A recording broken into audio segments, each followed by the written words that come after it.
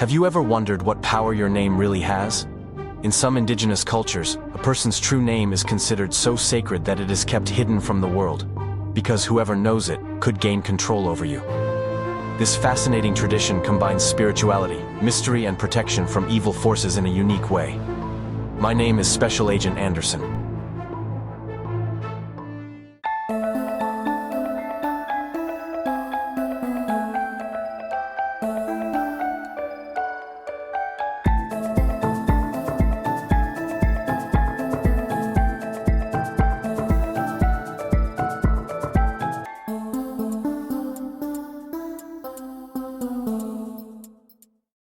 Some indigenous cultures around the world have a deep-rooted belief that names have a special spiritual or magical power, and that knowledge of a true or secret name can give a stranger power over the person named.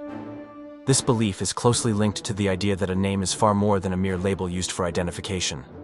Rather, it is seen as an essential part of a person's identity, soul, and life path. The tradition of having a secret or true name, known only to a close circle of trusted people, often has a long history in such cultures and is embedded in deeper spiritual and social structures. This practice reflects a holistic worldview in which the visible and the invisible, the material and the spiritual are inextricably linked. The name is considered a vehicle of life energy in such traditions, and its misuse by outsiders could jeopardize not only the person themselves, but also their social fabric and spiritual integrity. Usually, such secret names are bestowed either by spiritual leaders or through sacred rituals often associated with ancestral spirits, deities, or other spiritual forces. These rituals emphasize the sacred significance of the name and often mark transitional phases in a person's life, such as birth, reaching adulthood, or assuming a special role within the community. A well-known example of such a practice can be found among the Aborigines in Australia. In many Aboriginal societies, an individual's true name, often referred to as a Dreamtime Name, is seen as a direct expression of connection to the spiritual world. This name is not intended for everyday use, but is only used in special rituals or in close family circles to protect the individual's soul from evil spirits or unwanted spiritual influences.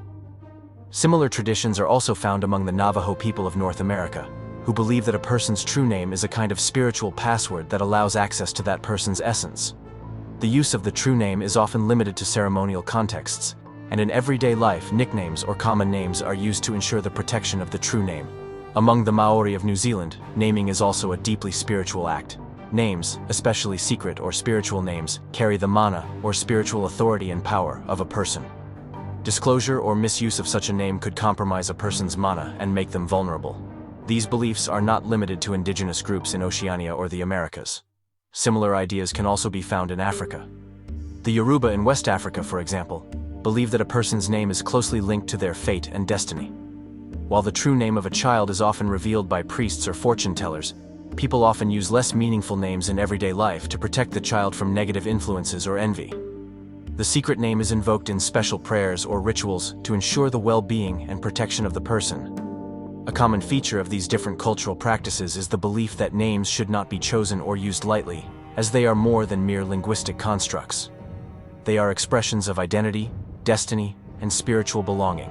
The use of a false or alternative name in everyday life can serve as a shield to hide one's true identity from potentially malevolent forces or envious fellow human beings.